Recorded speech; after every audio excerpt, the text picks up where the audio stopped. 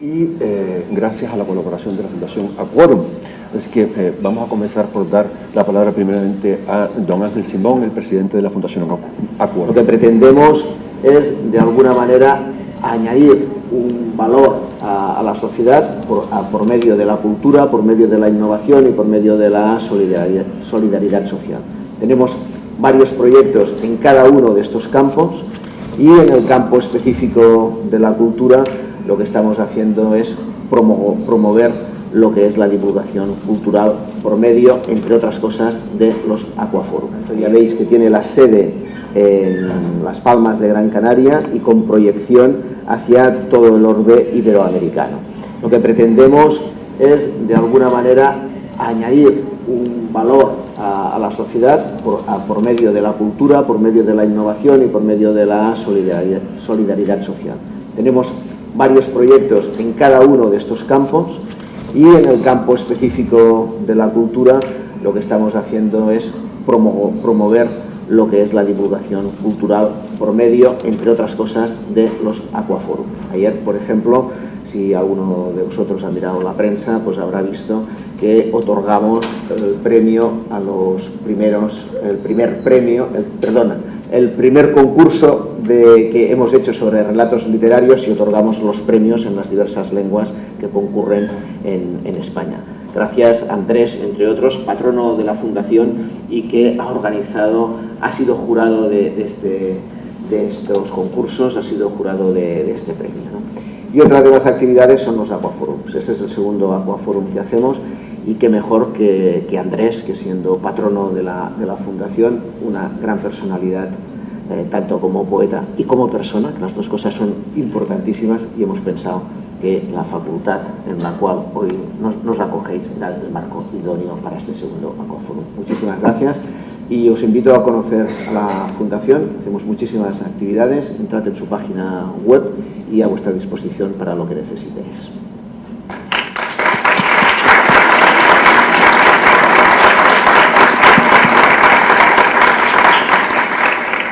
Bien, antes de dar la palabra a don Andrés Sánchez Robaina, me gustaría, sobre todo para los más jóvenes, dar unas breves notas sobre su carrera, que, en fin, es muy variada y polifacética. Nacido, como ustedes saben, paisano nuestro, nacido en Santa Brígida, estudió Filología Hispánica en la Universidad de Barcelona, donde también se doctoró. Desde el año 1995 es catedrático de Literatura Española en la Universidad de La Laguna y además ha sido conferenciante y profesor en numerosas universidades a lo largo del mundo, por ejemplo, Austin, Texas, en Sao Paulo, Nueva York, Florencia, Puerto Rico, etc. Además, pertenece al Consejo editorial de numerosas revistas especializadas: Voz y Letra, Contemporary Spain, Utopía, Estudios Canarios, Letras Libres, un largo etcétera. También es miembro directivo del Instituto de Estudios Canarios en la Universidad de La Laguna y fue fundador y director de las revistas Literradura en Barcelona y Sintaxis en Tenerife. Sintaxis, como ustedes saben, fue en fin, una revista que marcó un punto de inflexión y está considerada como una de las expresiones más altas del pensamiento crítico en torno a la literatura y las artes plásticas. Ha dirigido también algunas series editoriales y coordinado diversos volúmenes colectivos. Y aparte de su labor docente e investigadora, es por supuesto un prestigioso poeta, lleva publicando libros de poesía desde el año 1970 y ha editado además diversos volúmenes de su poesía completa, el último de ellos en el año 2004. Ha sido traducido a numerosos idiomas: inglés, francés, alemán, italiano, portugués, griego, árabe, checo, neerlandés, en fin, en todas partes. Y recibió el Premio de la Crítica por su libro de poemas La Roca en el año 1984. Por otro lado, además tiene una extensa labor como traductor. Ha traducido del francés, el inglés, el portugués y el catalán a autores como Wallace Stevens, William Wordsworth, Salvador Espriu y Haroldo de Campos. Estos no son sino unos breves apuntes sobre su enorme producción. Es un hombre que siento que me estoy dejando muchas cosas en el tintero, porque en fin, hay un largo etcétera. Pero sinceramente creo que estamos aquí para escucharlo, así que sin más dilación les dejo con don Andrés Sánchez Robaina, que nos va a dar la conferencia La aventura poética, una experiencia personal.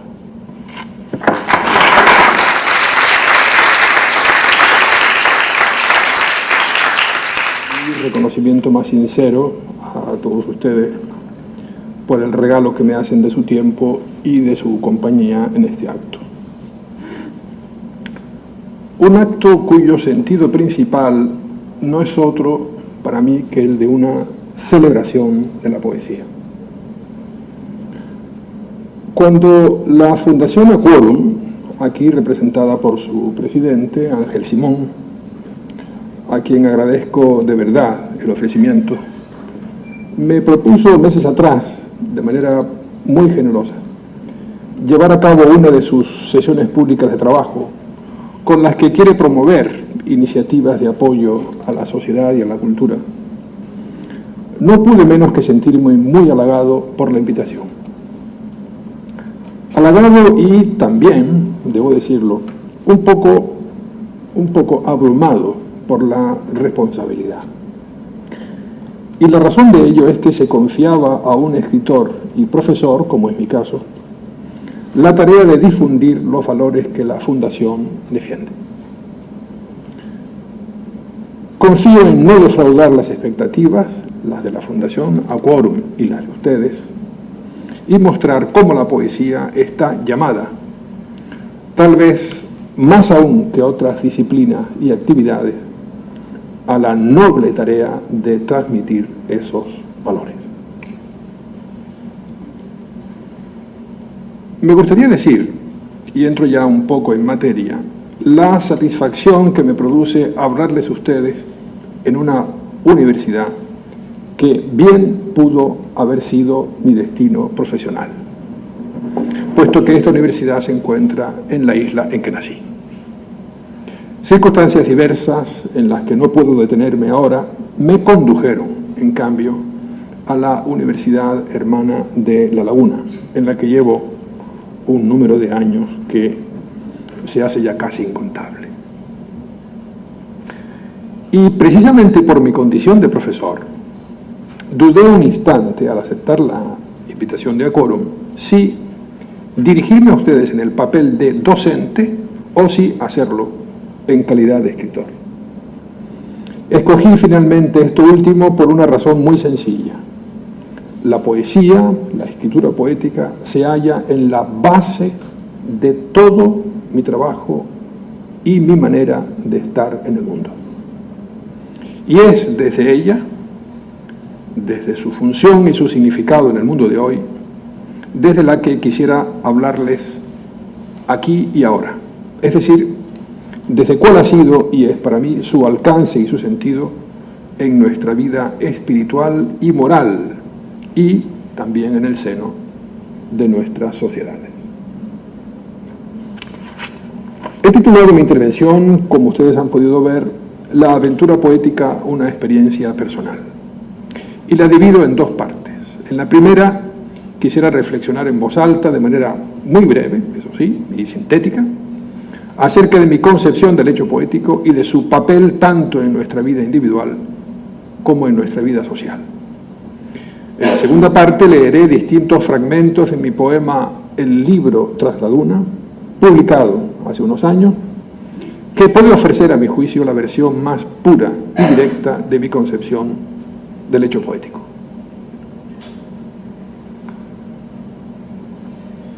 Para la mayor parte de la gente en el mundo actual, la poesía no pasa de ser sino una especie de lenguaje privado y un lujo innecesario. Una experiencia que en todo caso generalmente no se aspira a compartir. Quienes así piensan ignoran de este modo que, muy al contrario, la poesía no solo está en la raíz de todas las sociedades, desde las más primitivas, sino que también ayuda a entender los problemas y las experiencias de las sociedades contemporáneas. Desde antiguo, en efecto, la poesía ha sabido interpretar con hondura tanto la interioridad del ser humano como la tarea de la convivencia y el intercambio social. La poesía es un trabajo sobre la conciencia de uno mismo y del mundo, pero es también al mismo tiempo una constante llamada de atención a no fundar nuestra condición humana en valores exclusivamente utilitarios. Y para ello ha mostrado una y otra vez, a lo largo de la historia, la solidaridad y la fraternidad que han de guiar en todo momento el intercambio social. Y ha dado siempre un desgarrado testimonio de los duros momentos en que esos valores se han roto a través de la guerra, la tiranía y la crueldad en todas sus manifestaciones. La poesía habla a nuestro espíritu sensible, pero también, sin paradoja alguna, a la razón. Sabe perfectamente el valor de los sueños, pero sabe del mismo modo el papel que la vigilia tiene en nuestra existencia, es decir, un papel esencial, precisamente porque sin la vigilia no puede haber vida colectiva. Y justamente porque conoce la importancia de la vigilia y de la vida colectiva, la poesía quiere ir siempre más allá de la intimidad del propio poeta, más allá de su propio psiquismo. Aspira a rebasar el yo y, rebasado este, ir al encuentro con el otro y con los otros. La poesía es, pues, muy consciente de su responsabilidad, de su función o sus funciones fundamentales. Y lo es precisamente porque su medio, su hábitat, su humus, es precisamente el bien más socializado, el lenguaje. El trabajo del lenguaje no es fácil porque el poeta quiere huir, también aquí, del utilitarismo. Quiere que el lenguaje no sea un puro instrumento. Quiere llevar el lenguaje hasta su máxima expresividad. Quiere convertirlo en puro espíritu.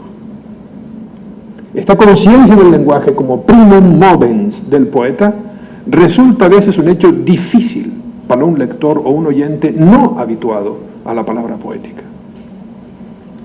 Pero es una experiencia muy enriquecedora para la persona familiarizada con ella. El lenguaje es para el poeta no un medio, sino un lugar de llegada.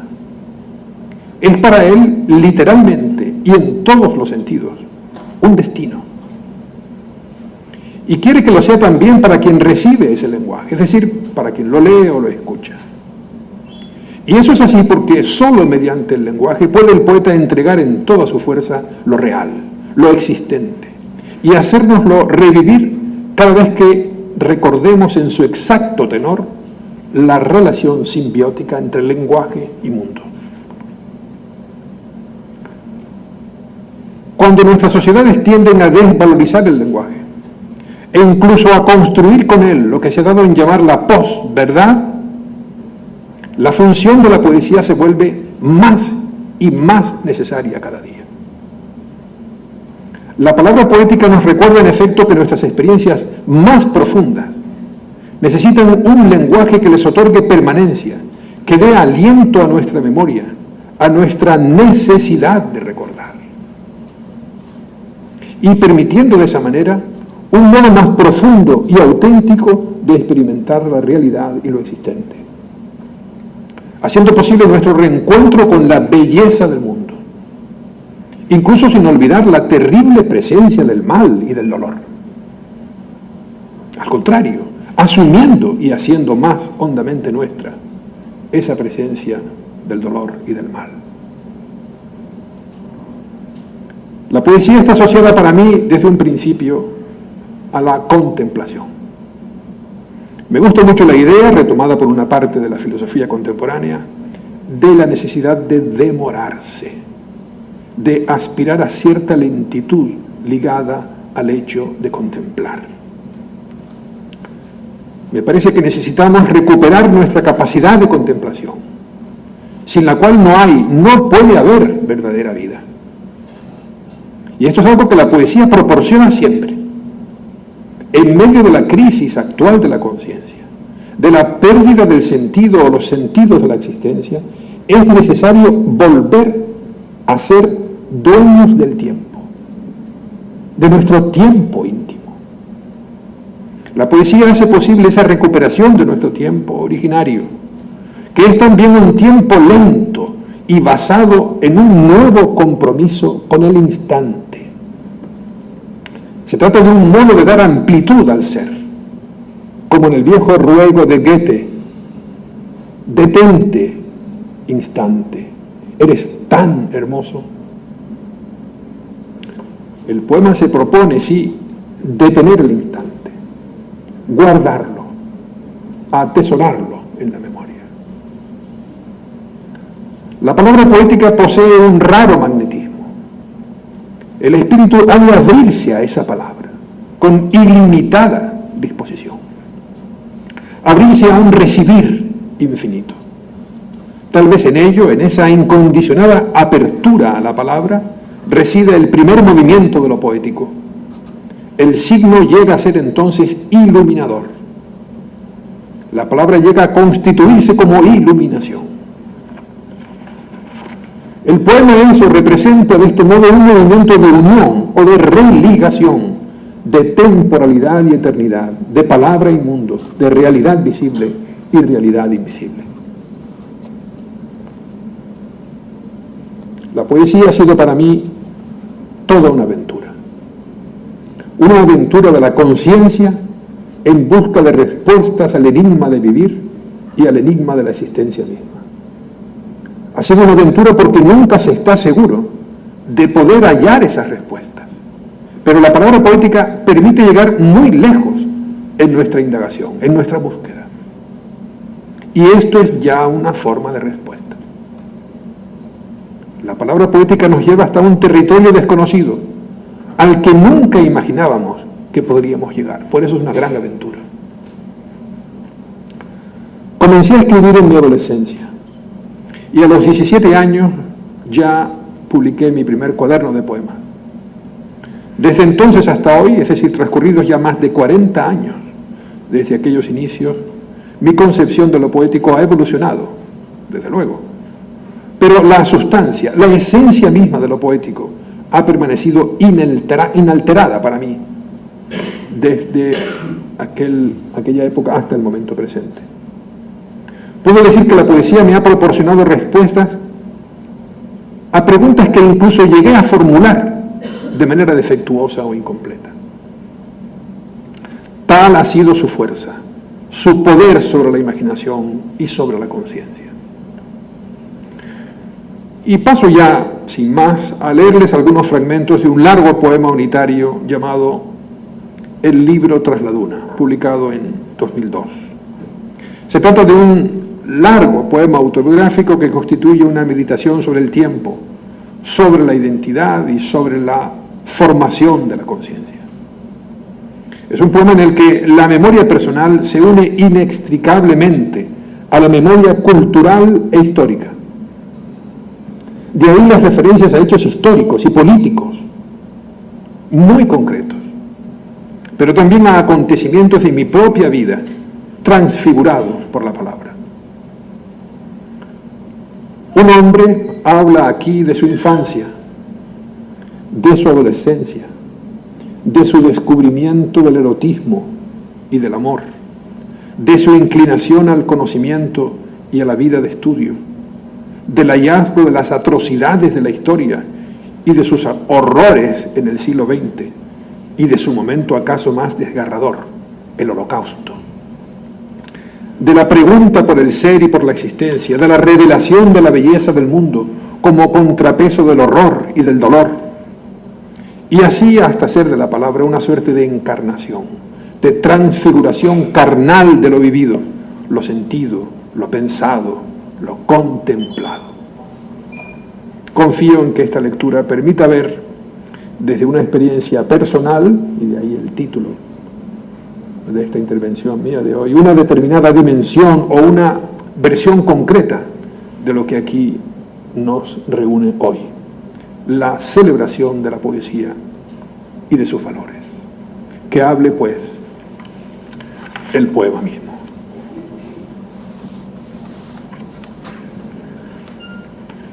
El libro Tras la Duna.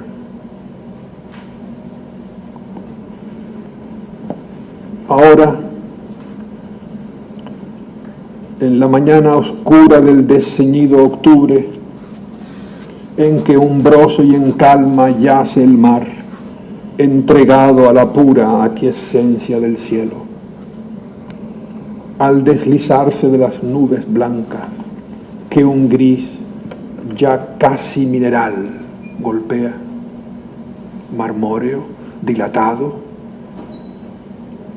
Ahora, mientras el tiempo gira, a punto de ser siempre alumbramiento, sin dar a luz más que el instante cierto y siempre tembloroso, y damos vueltas en su vientre ciego, y entrega solamente un puñado de arena que vemos escurrirse entre las manos, mientras un niño juega después de echar los dados.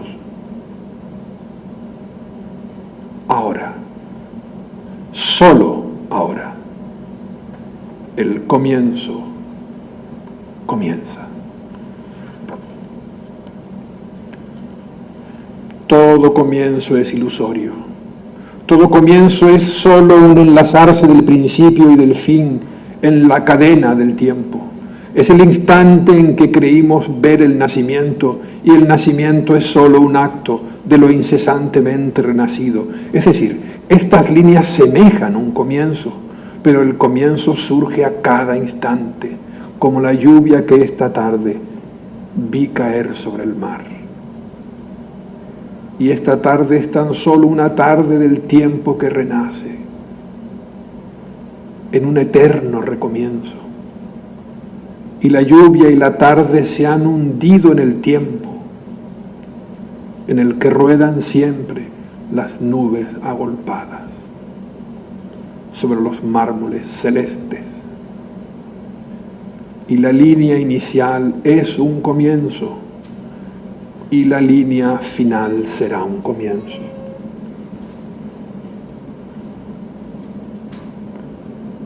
Allí, en aquella parte del libro que se abre de mi memoria, escucho un rumor de arboledas, un barranco interpuesto entre laderas altas, en las que recorría las piedras, las veredas, la tarde en la que solo me alejé de la casa y grabé en una piedra bajo los cielos cómplices la inicial de mi nombre, para dejar señal del nombre y su secreto. Y los cielos copiaban el color de la tierra.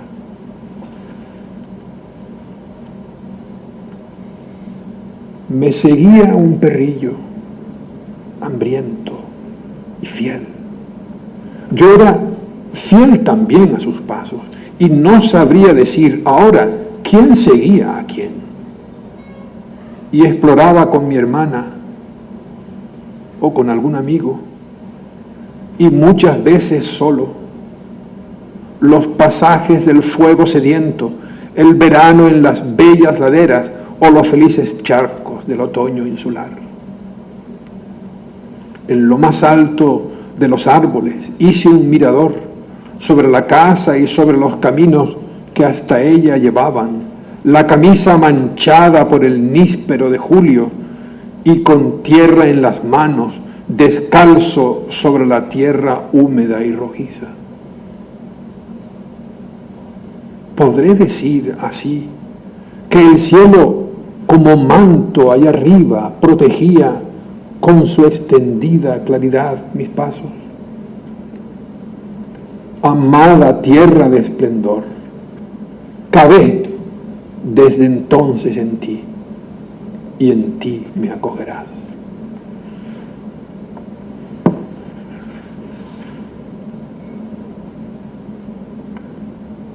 ¿Era Sirio o Capella? Vega o Pollux. ¿Cuántas veces la vi temblar arriba, tras las montañas que tomaba la espesura nocturna, entre las hojas vibrátiles de abril? ¿Cuántas veces quise penetrar por su nombre en el secreto silabario del cielo y saber la palabra que escribían las luminarias renacientes? Claro secreto escrito en el fulgor supremo, en la curva estelar del cielo tembloroso.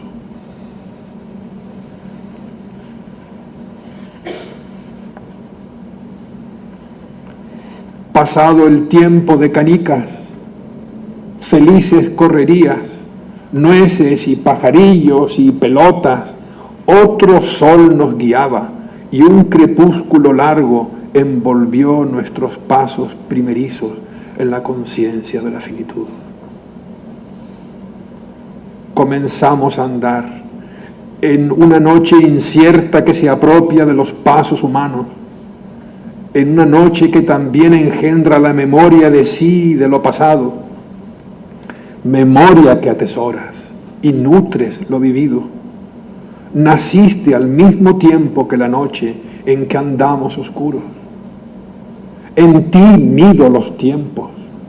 No quieras perturbarme, que es así.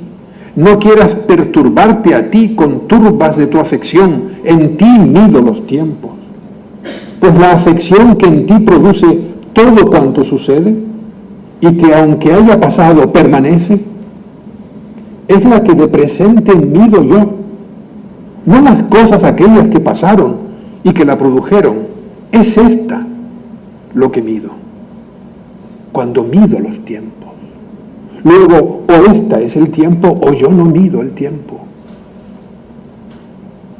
¿Y en qué noche fueron a refugiarse las estampas, los cuentos, las figuras recortables, los arenales en los que veía llegar la oscuridad en el verano y adueñarse de cubos y castillos de arena derrumbada, las gaviotas y su escritura misteriosa sobre los montículos húmedos, la sal en el membrillo hundido y vuelto a hundir en las aguas brillantes? No lo que sucedió, ni lo que lo produjo, la afección, lo que en ti permanece, tiempo, es lo que mido.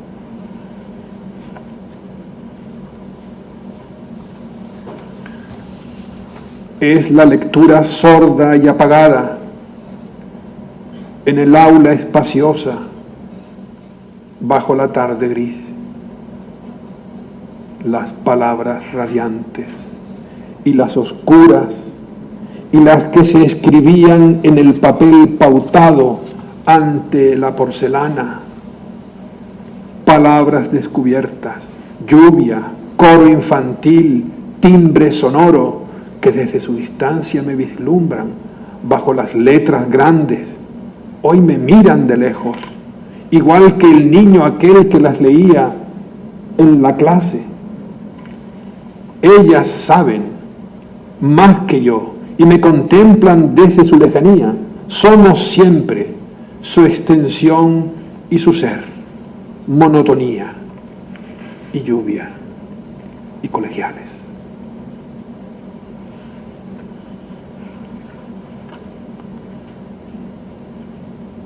Poco a poco llegaban las noticias, pautadas por la sandia estolidez y los lápices rojos del burócrata, del mes en que en París los estudiantes y los obreros se precipitaron a las calles.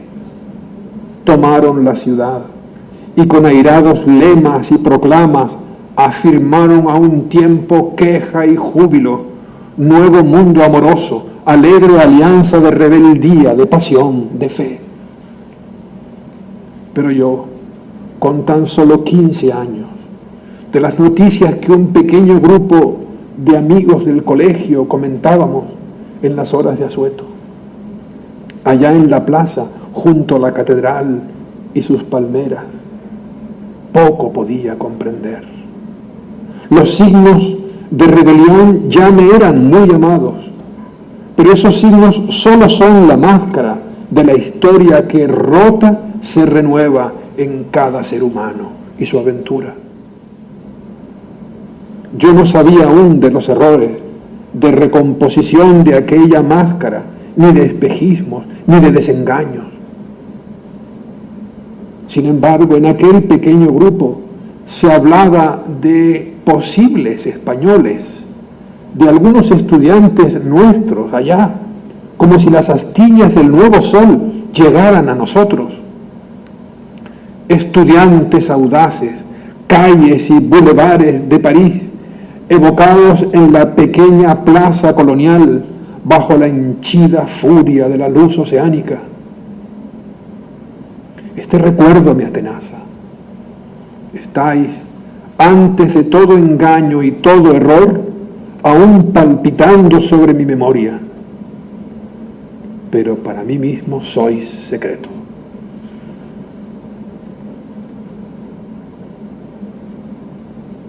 Miré hacia arriba una vez más, al alto esplendor de la cúpula nocturna. En el cielo estrellado titilaba el can mayor, y mi hálito se unía al de la noche. En la figura vi una presencia fiel a la que pude confiarme y hablar en el silencio, decir y ver y ser, puestos los ojos en los predios del cielo carbonoso.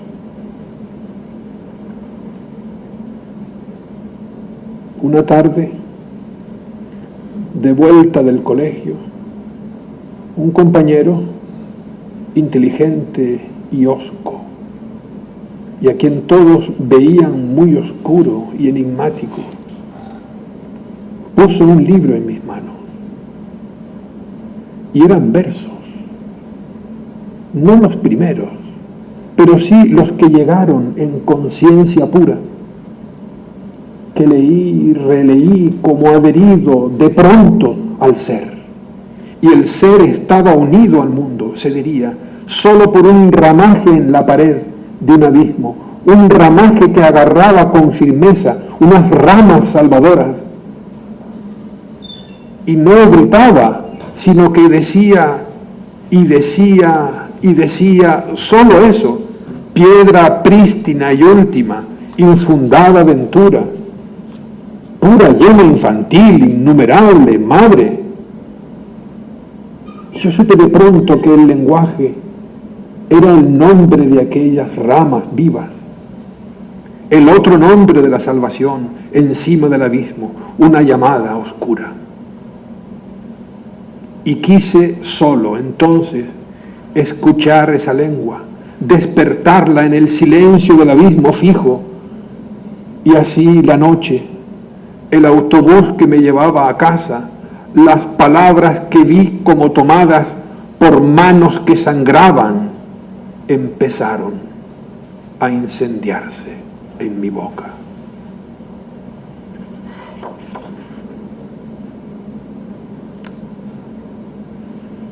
Yo la inventaba en la visión del alba. Habitaba mis ojos y mis ávidas manos. Renacía. Ni siquiera en el sueño pudo desvanecerse. Más aún, en el sueño ganaba realidad y presencia y figura. Obstinación solar, un sol perpetuo en el trono del día. Y asomaba para siempre en la luz de la mañana límpida. Una mujer andaba ante el volcán, secreto el sexo, la cintura clarísima. Iba por la terraza o se paraba junto a la barandilla. En el balcón que daba al mar, al fondo el volcán reposaba. La mujer ofrecía sus hombros y su rostro al abrazo solar. Un rayo mismo su cuerpo atravesaba la luz, rompía el ciego celaje, resplandor de la grupa entrevista de los pechos erguidos hacia el claro horizonte de mis ojos, del pubis oscuro al mediodía.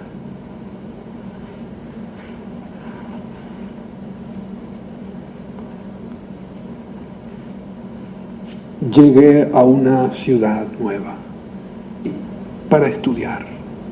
Y al cabo iba a ser más lo aprendido que lo que procuraba estudiar, comprender. Y comprendí, ante todo, una tierra. Y aprendía la conciencia del otro y de los otros de mi ser. En la edad del otro y de lo otro, y también de mí mismo, de mi otro y de mis otros. Y era otoño, y eran las calles nuevas, parques, casas, pasos perdidos. Era Barcelona, i ta joventut dins la meva mirada i la meva abraçada.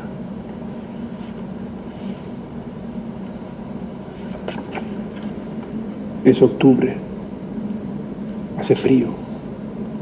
Es la nueva ciudad por cuyas calles iba por vez primera esbeltos plátanos y chaflanes y ramblas y autobuses vertiginosos que desplazan hojas de otoño, levantadas y arrastradas. Miradlas, son iguales a las generaciones de los hombres.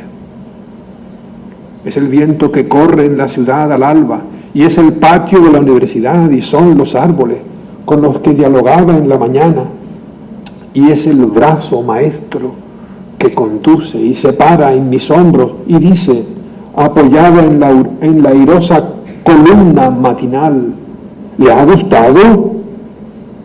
¿Podría venir a visitarme?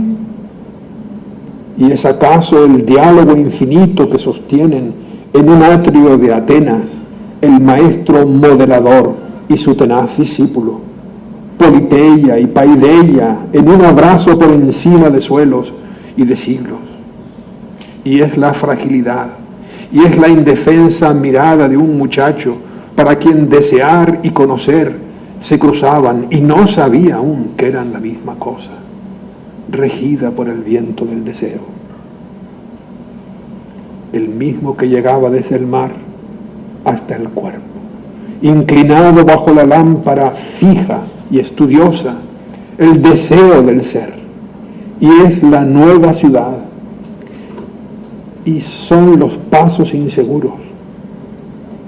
Y es octubre y comienza a hacer ya frío, y el viento agita la hojarasca.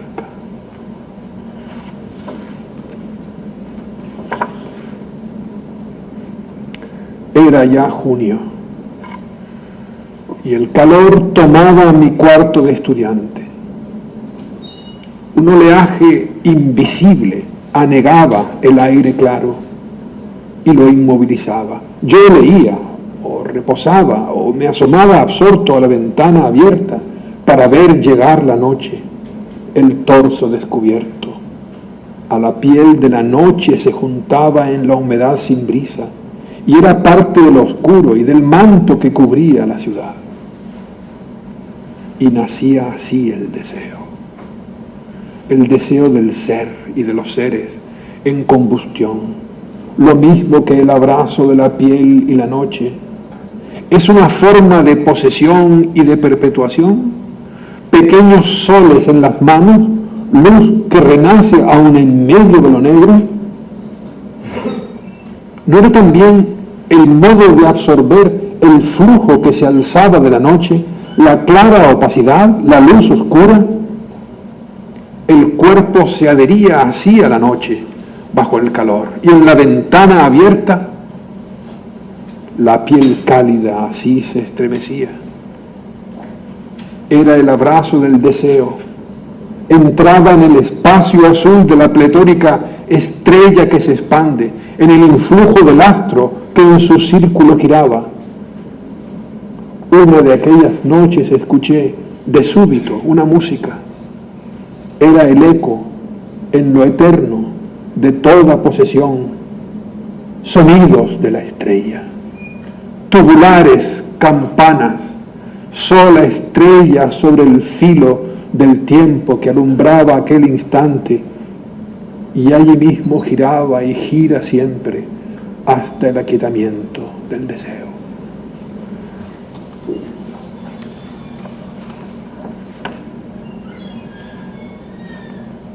Un día, Era una tarde de tormenta, creo.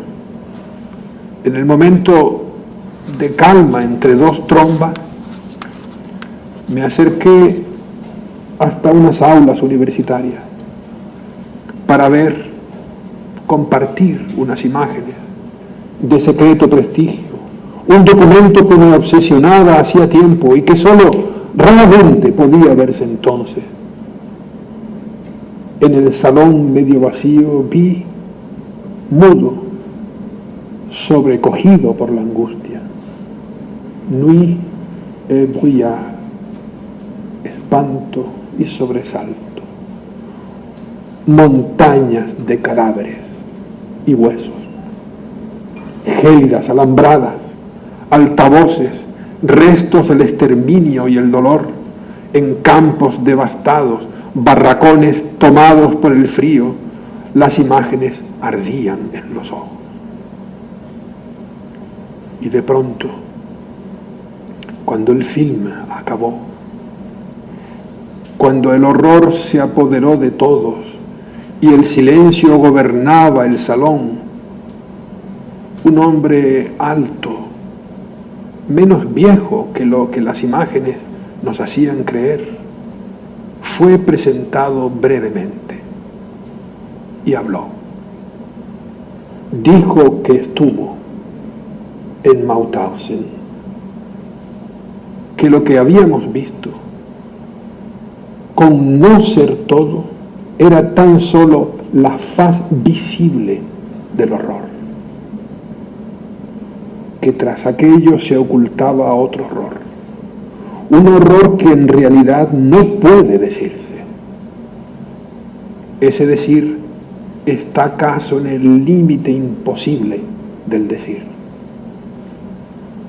Y cayó. Volvió el silencio. Nos fuimos. Ya en la calle me pareció escuchar como un rumor. Era el rumor sordo de lo innombrado, bajo el silencio atroz del cielo ciego. Los nuevos prisioneros tuvieron que trepar por sobre las cabezas de los muertos. Estaban ya desnudos. Tuvieron que subir hasta donde decían los soldados que habían disparado hacía poco a los otros. Una esbelta muchacha de pelo negro declaró que tenía 23 años y una anciana de pelo blanco acunaba en sus brazos a un niño al que cantaba con dulzura. Y un hombre llevaba de la mano a su hijo y acariciaba su cabeza y señalaba al cielo. Todos debían detenerse exactamente en el punto indicado de la fosa. Les dispararon. Algunos se movían aún, levantaban los brazos, agitaban las cabezas. ¿Y cómo perdonar en nombre de los muertos?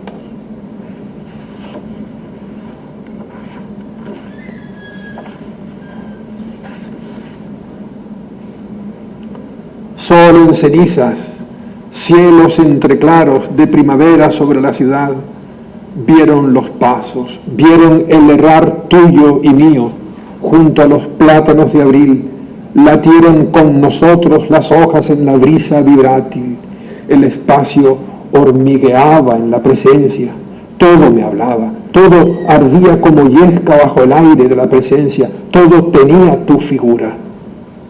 Y en el fuego, amasado a la fuerza de la llama, nada se consumía, era su ser verdadero. Me dije que la cadena del deseo enlaza de nuevo lo visible a lo visible y lo invisible a lo invisible, la transparencia al ver, el cuerpo al ser, el cuerpo al cuerpo. Y en la danza, tras el rojo jarrón de capuchinas amarillas que flotan contra el azul de la pared del cielo, los cuerpos se entrelazan ante el ojo solar. así nosotros ardimos y danzamos en la ciudad de abril contra el muro del cielo ceniciento.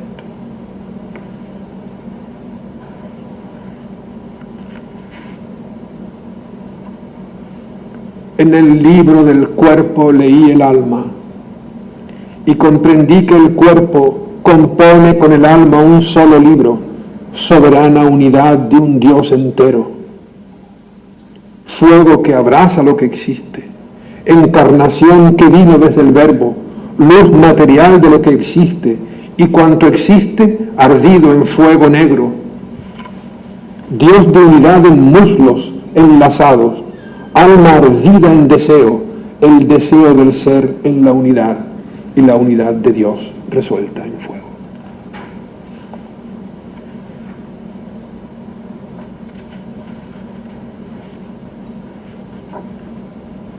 Me pregunté por el que aparecía tras mis ojos, por el que se inclinaba en la mesa de estudio, en la lectura, por el que caminó y volvió a caminar sobre los arenales extendidos, bajo el sol de la infancia que se alzaba en su cielo sin fin. Me pregunté por aquel que en mis manos recibía el tacto de la sal y la ceniza, el incendiado cuerpo del amor y la sangre y los libros.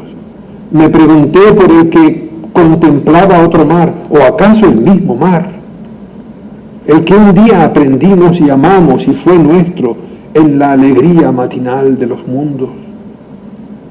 Y luego pregunté quién era aquel que hacía esa misma pregunta y quién hablaba en mí, quién preguntaba por quién eres, quién responde en ti a la pregunta de quién eres, quién habitaba y habita y quién y quizá va a habitar en ti, quién con sus manos y sus ojos podrá decir quién es. Me vi multiplicado, no en los claros reflejos del translúcido y cosaedro de cristal de roca, sino en el estallido del espejo que roto reflejaba, dispersos, los fragmentos de un yo que formulaba una pregunta y conoció tan solo su vacío. El aire entero se tornaba gris. En aquella mañana de noviembre, tú volviste muy pronto de la universidad y me dijiste, todo estaba cerrado. Una bandera a la mitad del asta fue signo suficiente. Bastó un signo. Y el signo y la esperanza fueron uno, al cabo en una patria polvorienta. Entraban en la sombra el hosco tiempo que empezó con Ricino y las maletas de cartón piedra y los antidisturbios y las supervivencias y el hedor y la muerte bajo palio. Y solo lo sabíamos de una manera oscura, que un tiempo entonces terminaba allí y otro tiempo se abría.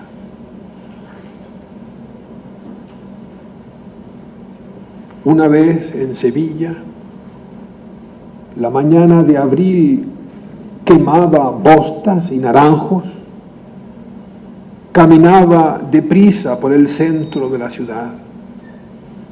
En un escaparate conmigo mismo me encontré de pronto. Vi asomarse mi rostro y mi figura reflejados al fondo del espejo. Era el otro que andaba al mismo tiempo que yo, la misma calle, y allí mismo nos encontramos y reconocimos. Adiós. Los adoquines recibieron otra sombra fugaz que palpitaba y no cambió la luz y seguían dando y siguieron ardiendo los naranjos.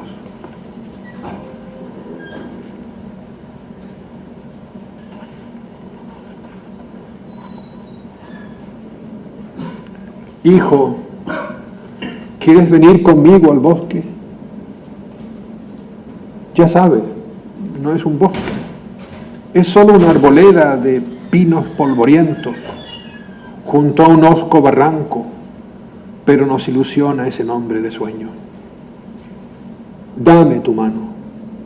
No, toma la mía. Guíame entre residuos y pinocha por las sombras del tiempo, ahora que veo en sus cercos a un niño que es padre de quien soy.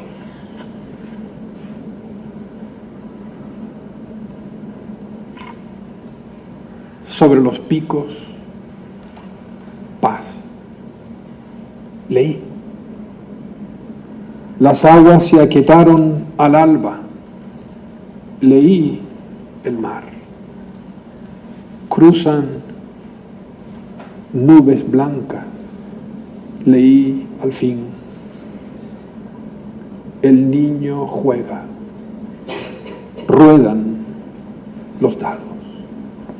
Nada más. Muchas gracias.